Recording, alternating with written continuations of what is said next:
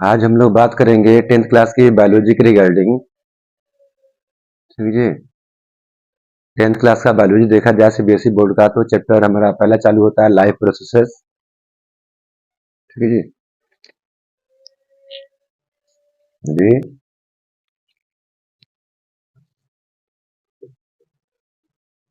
Biology की बात करा दी जाए 10th क्लास की बायोलॉजी की तो फर्स्ट चैप्टर आता है life processes.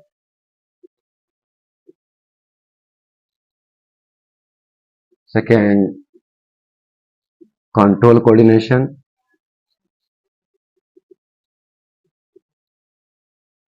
Further, reproduction.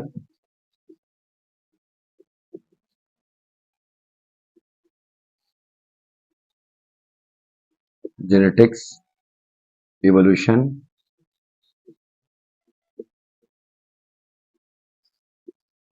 Our environment. कुछ ये क्राइटेरिया है 10th क्लास की बायोलॉजी का सीबीएसई बोर्ड में। हम लोग क्योंकि सीजन आधे से ज्यादा निकल चुका है, सभी लोग प्रिपरेशन की आवश्यकता है अभी पढ़ने की, तो हम लोग 40 प्रिपरेशन करेंगे। हम लोग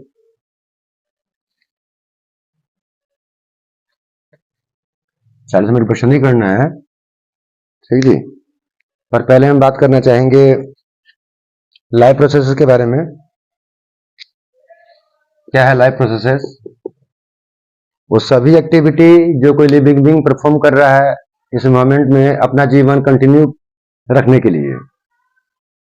वो सभी एक्टिविटीज जो कोई लिविंग बीइंग परफॉर्म कर रहा है इस एनवायरमेंट में अपना जीवन कंटिन्यू रखने के लिए, उसे कहा जा रहा है लाइफ प्रोसेसेस।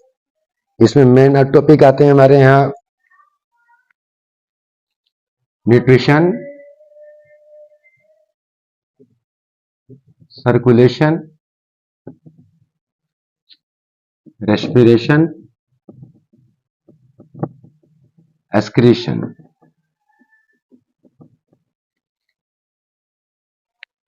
सबका अपना सेंस है, सबके बारे में बारी बारी बात होगा। ठीक जी।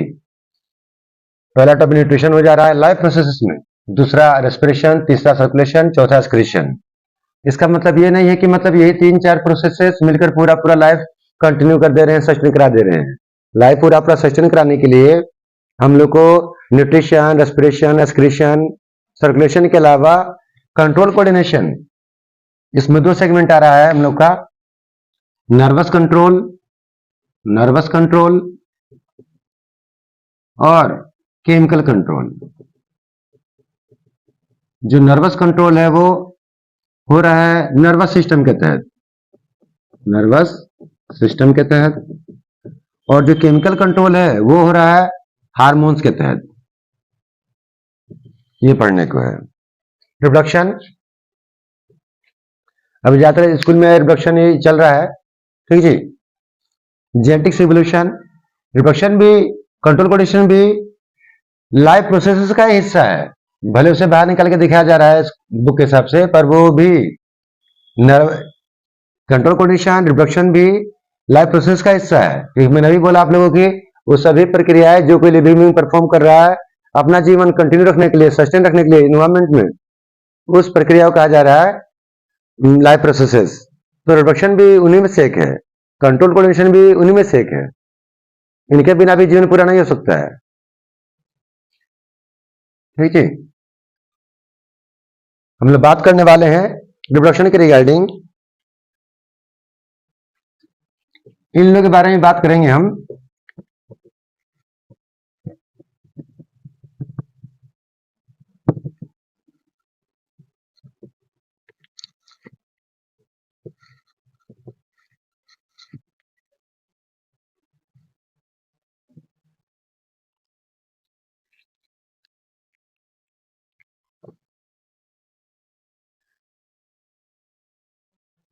रिप्रोडक्शन,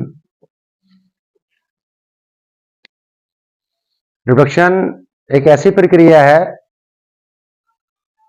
जिसके तहत कोई भी ऑर्गेनिज्म अपने जैसा अपना प्रकार बनाने पा रहा है, अपना यंग वंस क्रिएट करने पा रहा है, अपना ऑफ स्प्रिंग देने पा रहा है इन्वायरमेंट में।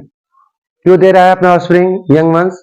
ताकि उसकी डेथ के बाद उसका जेनेटिक कोड, उसकी रेस इन्वायरमेंट में बरकरार रहे। जितना इंपॉर्टेंट न्यूट्रिशन है, रेस्पिरेशन है, एक्सक्रीशन है, सर्कुलेशन है, कंट्रोल कोऑर्डिनेशन है, उतना ही इंपॉर्टेंट रिप्रोडक्शन भी है। ठीक है जी। बच्चों ने भी पढ़ा गया था क्लास 2-3 में भी, 1-2 में भी कि लिविंग बींग्स नॉन लिविंग से हटकर कुछ डिफरेंट प्रोसेस को शो करती हैं। उनमें से एक एक्टिविटी रिप्रोडक्शन भी था, स्टिमुलस का लेना था, मूवमेंट था, ग्रोथ था, ये सब का सब। रिप्रोडक्शन एक फंडामेंटल प्रक्रिया हो जा रहा है। क्या बोल सकते हैं यदि डिफाइन किया जाए तो? Process by which organism produces it's oven kind, अपना प्रकार, अपना young ones, oven kind, so as to continue its race, नस्ल, प्रजाति in this environment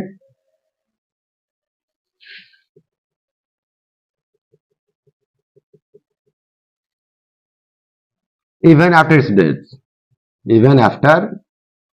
its death, is called reproduction. एक ऐसा प्रक्रिया है reproduction, process by which organism produces it's oven kind, वो प्रक्रिया जिसके वजह से कोई जीव अपना प्रकार उत्पन्न करने पा रहा है, अपनी जैसी एंटिटी देने पा रहा है, अपना यंग वन ऑफस्प्रिंग अपना टाइप बनाने पा रहा है, सो एज टू कंटिन्यू, ताकि जारी रखने पाए इट्स रेस, अपनी नस्ल को, अपनी प्रजाति को, अपनी स्पीसीज को, in this environment even after it's death, अपनी मृत्यु के पश्चात भी। क्या दिक्कत है हम लोग के साथ? जीवों के साथ दिक्कत यह है कि सबका लाइफ स्पेन जो है, सबका लाइफ स्पेन फिक्स है, जीवन अवधि सबकी फिक्स है। जीवन अवधि कहते हैं normal birth to normal death का जो पीरियड होता है उसे बोलते हैं लाइफ स्पेन। सबका जीवन अवधि फिक्स है। आज हम चाहें कि इन फ्यूचर भी हमारे जेनेटिक कोड मेरे साथ व्यक्ति बरकरार रहे एनवायरमेंट में, हम क्या करेंगे? रिप्रोडक्शन। पौधे को देखिए, पौधे भी अपना वेजिटेटिव ग्रोथ पूरा कर रहे हैं, मैच्योर हो रहे हैं, फ्लावरिंग हो रहा है, फ्रूटिंग हो रहा है। उस फ्रूट के भीतर उसका सीड पाया जा रहा है, वो सीड उसका नेक्स्ट जनरेशन का यंग वंश है। वो फ्रूट उसके लिए अगली पीढ़ी का यंग वंश रखता है in the form of seed. Seed को शो करेंगे तो फिर जैसा पौधा था, जिस पौधे से सीड प्राप्त हुआ, वैसा ही पौधा हम लोग को फिर दोबारा मिलता है। यहां पर भी जानवर में भी जो जानवर जैसा होता है वो ऐसा ही यंग वंश देता है। डॉग है, डॉग जैसा ही पप्पी दे रहा है, ठीक है। ह्यूमन बीइंग है, ह्यूमन बीइंग जैसे बच्चे दे रहे हैं। जो जैसा जीव है वो अपने जैसा ही प्रकार बनाता है, वैसा ही प्रकार बनाता है। अब बनाने का मेन बात यह है कि वो अपनी नस्ल को, अपनी नस्ल को इन्वायरमेंट में बरकरार रखना चाहता है अपनी मृत्यु के पश्चात भी, क्योंकि लाइफ स्पेन सबका क्या है? फिक्स्ड है।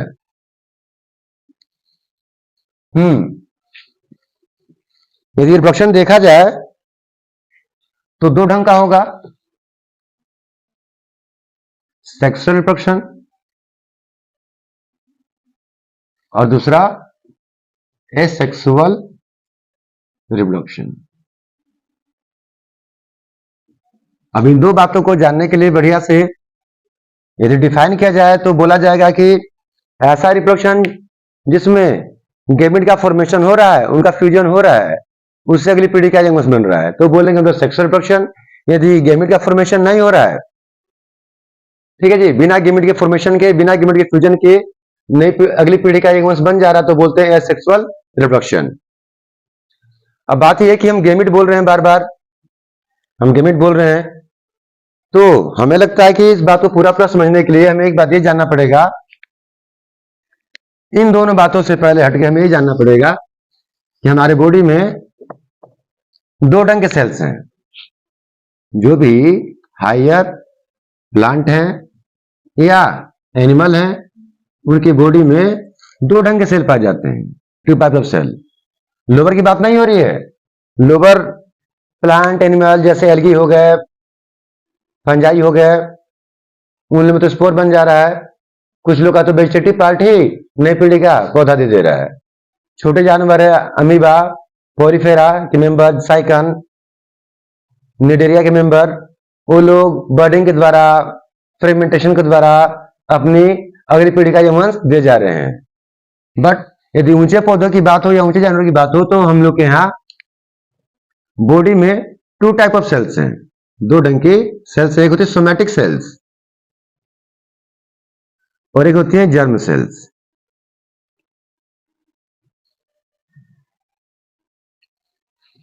साथ ही साथ यदि हम सेल डिवीजन को भी देखना चाहेंगे, सेल डिवीजन, ये भी 2 ढंग का होता है, एक माइटोसिस होता है और एक मियोसिस होता है। सीबीएसई का सिलेबस कुछ ऐसा बना हुआ है जिसमें ज्यादा इंफॉर्मेशन के बारे में आया नहीं है। मैं इसमें जब सेल पढ़ा गया था तभी पढ़ना चाहिए था हम लोग को, माइटोसिस मियोसिस। ठीक जी। फिलहाल हम ये बोलना चाह रहे हैं कि जो ऊंचे पौधे जानवर हैं उनकी बॉडी में 2 ढंग के सेल हैं, सोमेटिक सेल और जर्म सेल। सोमेटिक सेल कौन से हैं? Constitute body, constitute whole body except germinal epithelium, except germinal epithelium. और जर्म सेल कहां पाया जा रहा है? जर्मिनल एपिथेलियम में, जर्मिनल एपिथेलियम में, जो कि पाए जाते हैं प्रेजेंट इन गोनड्स। जैसे मेल का गुण होता है टेस्टिस और फीमेल का गुण होता है ओवरी।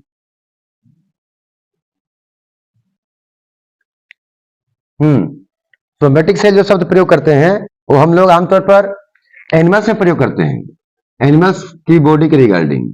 और जब बात आती है प्लांट्स की तो हम लोग सेल को क्या बोलते हैं जी? Vegetative cell, vegetative cell.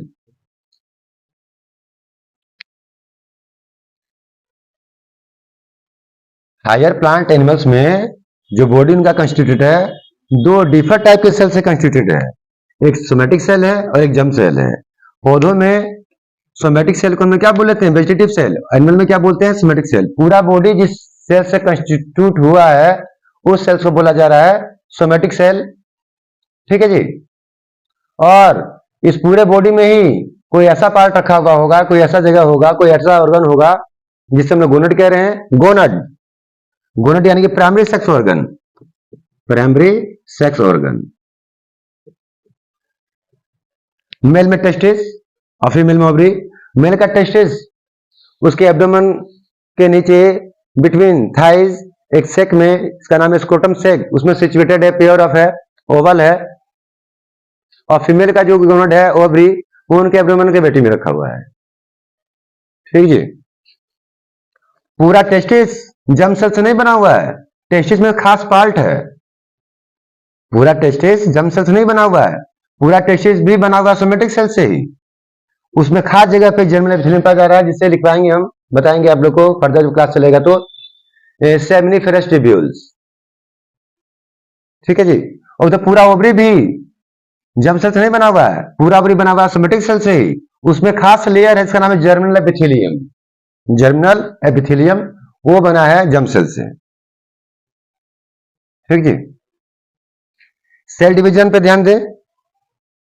जब हमें सेक्सुअल एक्सेक्सुअल दोनों रिप्रोडक्शन पढ़ना है, इसके लिए हमें जानना पड़ेगा कि माइटोसिस एक सेल डिवीजन है जो सेक्सुअल रिप्रोडक्शन में एसेक्सुअल रिप्रोडक्शन में होता है, और सेक्सुअल रिप्रोडक्शन में हमें म्यूसिस करना पड़ेगा। पहले देख लिया जाए।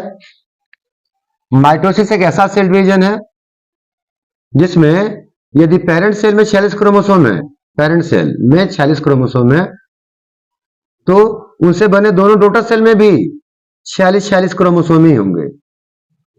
It called equational division.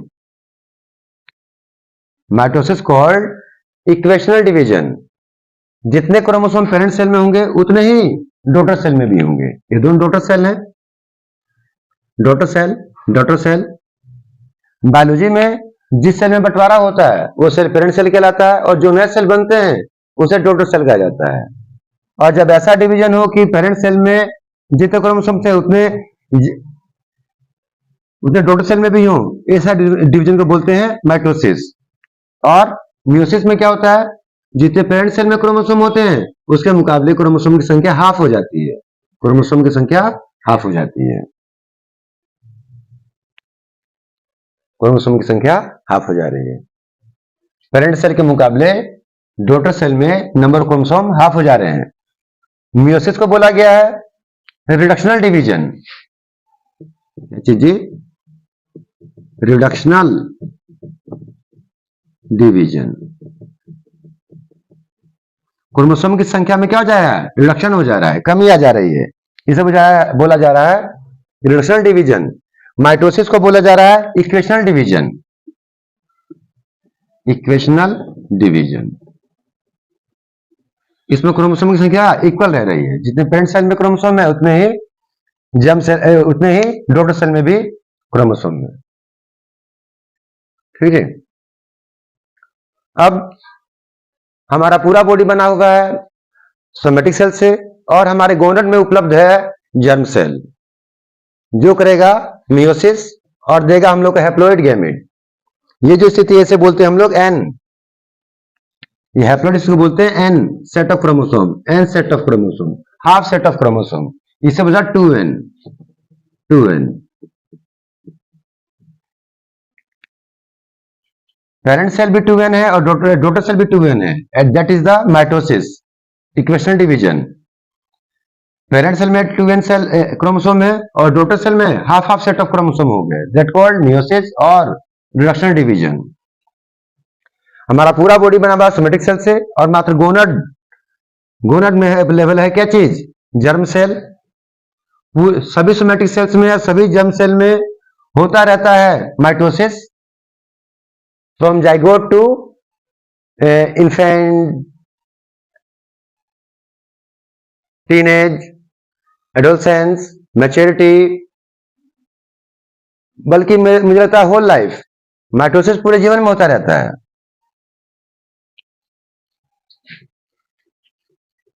इस बात को और भी बढ़िया से क्लियर करने के लिए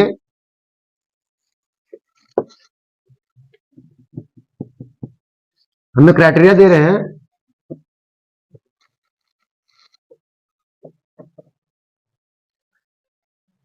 कि पिताजी के, फादर के गोनड में, टेस्टिस में, जर्म सेल में मियोसिस होगा, और क्या प्रोड्यूस होगा जी, स्पर्म। क्या प्रोड्यूस होगा, स्पर्म। पिताजी से क्या आ रहा है, स्पर्म। मदर से क्या आ रहा है, ओवम। तो स्पर्म जो है वो हाफ सेट ऑफ क्रोमोसोम रखा हुआ है, एन रखा हुआ है, ओवम भी क्या रखा है, half of set of chromosome, N रखा हुआ है। दोनों के मिलने से बनेगा zygote. Zygote is the first cell of next generation. क्या होगा, डिप्लॉइड होगा। जर्म सेल 2n थे, जर्म सेल भी डिप्लॉइड ही थे। जिस जर्म सेल से स्पर्म का फॉर्मेशन हुआ है वहां मियोसिस हुआ है, जिस जर्म सेल में मियोसिस हुआ है उससे बना है क्या चीज, गैमीट। कितना क्रोमोसोम लेकर आया है, 23। एन का मतलब क्या है, एन का मतलब है 23 क्रोमोसोम। दूसरे एन का भी यही मतलब है कि यार 23 क्रोमोसोम। तो इनका मतलब क्या हो गया, 46 क्रोमोसोम, 46 क्रोमोसोम।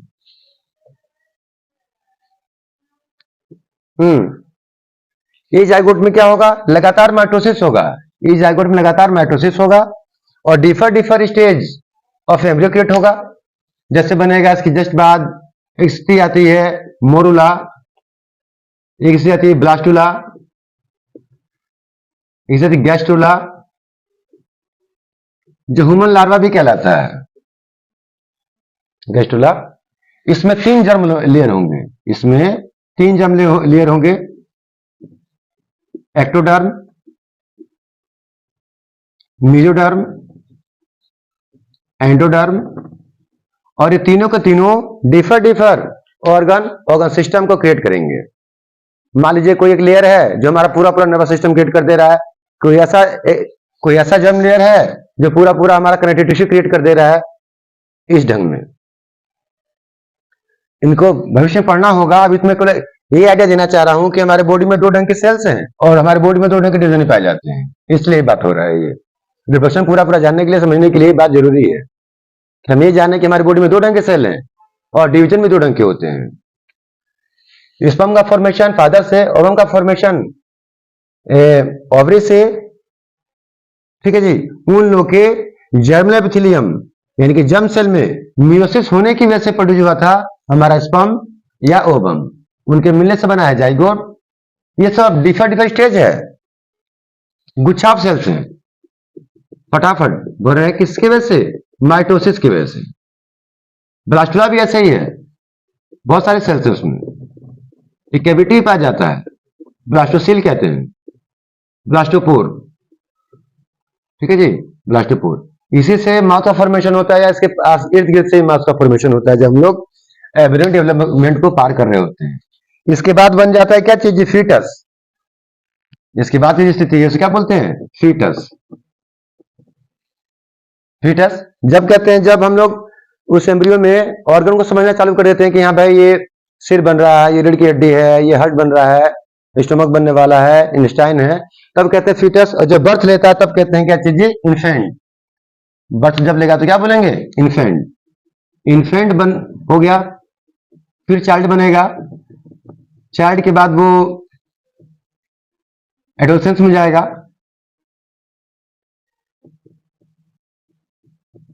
तब वो मैच्योर होगा। मैच्योरिटी के बाद जब वो रिप्रोडक्शन करने योग्य होगा तभी मियोसिस होगा, तभी मियोसिस होगा, मैच्योर होने पर ही। मियोसिस करेगा तो क्या बनेगा? गैमेट। फीमेल की बॉडी में भी, फीमेल की बॉडी में भी ओवरी में जो जर्मिनल एपिथेलियम है उसमें मियोसिस होगा तो ही बनेगा ओवम। मेल के गोनाड टेस्टिस में भी जो जर्म सेल है इस सेमिनिफेरस ट्यूब्यूल्स में, उसमें भी मियोसिस होगा तभी बनेगा क्या? स्पर्म। ठीक जी। ये जाइगोट बनने से, मोरला से, blastula, gastrula, foetus, infant, child, adolescence, mature होना, ये सबके सब किसके अंदर में था? माइटोसिस के अंदर में। प्रत्येक सेल में नंबर क्रोमोसोम सेम थे। माइटोसिस प्रत्येक सेल में होता है, माइटोसिस प्रत्येक सेल में होता है, चाहे जर्म सेल हो चाहे सोमेटिक सेल हो। मियोसिस मात्र जर्म सेल में होगा, मैच्योर होने पर मियोसिस किसमें होगा? केवल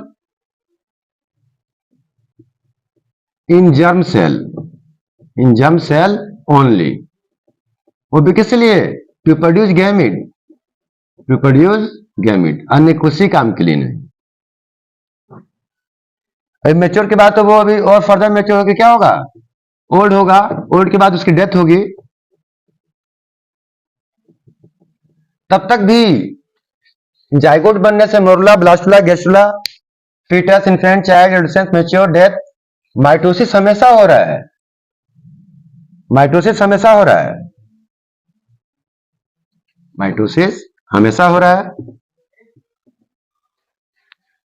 mitosis takes place whole life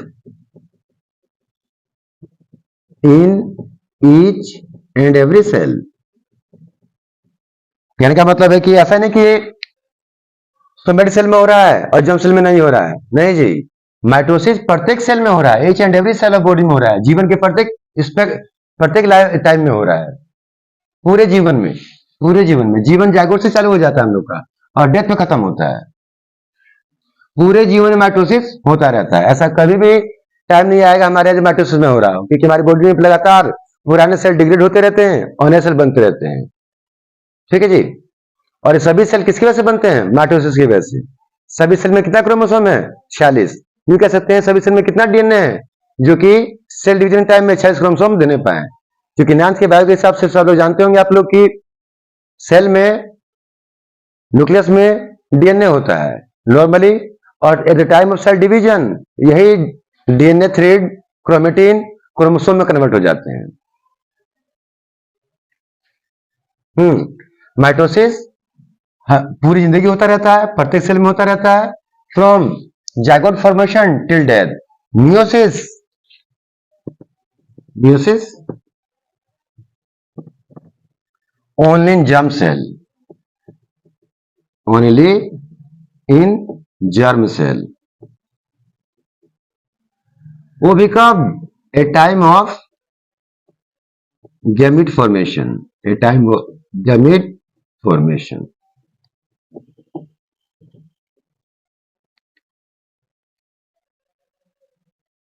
अन्य कभी नहीं। मात्र जब गैमीट बनाना होगा तभी जर्म सेल में ही म्यूसिस होगा। दो बातें हो गई, दो बातें हो गई कि मात्र जर्म सेल में ही होगा म्यूसिस और केवल गैमीट बनाने के लिए ही होगा। माइटोसिस पूरी जिंदगी होता रहेगा और ईच एंड एवरी सेल में होता रहेगा। माइटोसिस की वजह से ही हम लोग का डेवलपमेंट ग्रोथ होने पा रहा है, ठीक है जी। और मेसिस की वजह से हमारा क्या बनने पा रहा है? गैमीट बनने पा रहा है। ये केवल एक इंडिकेशन है role of mitosis meiosis in our life. जैसे मियोसिस रिस्पॉन्सिबल है गैमेट बनाने के लिए और माइटोसिस रिस्पॉन्सिबल है हमारा ग्रोथ डेवलपमेंट कराने के लिए। ये रिप्रोडक्शन का शुरुआत हो रहा है मेरी ओर से, ठीक है जी। अभी एक्चुअली रिप्रोडक्शन कल से चालू होगा, जिसमें हम बताएंगे कि रिप्रोडक्शन सेक्सुअल भी होता है, एसेक्सुअल भी होता है। यही से बात चालू हो जाएगी कि केवल माइटोसिस ही होता रहता है, एसेक्सुअल रिप्रोडक्शन में कभी भी मियोसिस नहीं होता है। और जिस रिप्रोडक्शन में मियोसिस भी होगा, माइटोसिस भी होगा, वो होगा हमारा सेक्सुअल रिप्रोडक्शन। क्योंकि डेफिनेशन में गैमेट की बात आ रही थी, इससे हमें रखना पड़ा। गैमेट बनने के लिए म्यूसिस जरूरी है, ठीक जी। पौधे में स्मार्ट सेल को वेजिटेटिव सेल कहते हैं। पूरा पौधा जो बीज से बाहर निकल रहा है, टीनी प्लांट बन रहा है, टेंडर प्लांट बन रहा है और कुछ बड़ा हो रहा है और कुछ बड़ा हो रहा है, जो पूरी मैच्योरिटी को प्राप्त होता है पौधा, तो उसमें फ्लावर अराइज होते हैं। Flower is the sexual organ of the plant. Flower में ही मेल सेक्स ऑर्गन और फीमेल सेक्स ऑर्गन दोनों पाए जाते हैं और वहां पर सेल के डिवीजन से हमारा गैमेट बनता है। जैसे एंथर के अंदर होते हैं pollen grain that represent the male gamete, and ovary के अंदर ओव्यूल होता है, उसमें एम्ब्रियोसेक होता है, उसमें एक न्यूक्लियाई होता है दैट रिप्रेजेंट फीमेल गैमेट। ये सब बातें फर्दर होंगी, आप लोग को हमारे चैनल के साथ बने रहना पड़ेगा। हम इन फ्यूचर ही बहुत अच्छा बात करेंगे, ठीक जी। अभी मेरा सब कुछ व्यवस्था बढ़िया नहीं है, कुछ बोर्ड की कमी है, कुछ मोबाइल की कमी है, तो वीडियो थोड़ा बहुत खराब हो सकता है। आप लोग मेनली लेक्चर पे ध्यान देंगे, आप लोग मेनली साइंस पे ध्यान देंगे और लाइक सब्सक्राइब कर लेंगे चैनल को।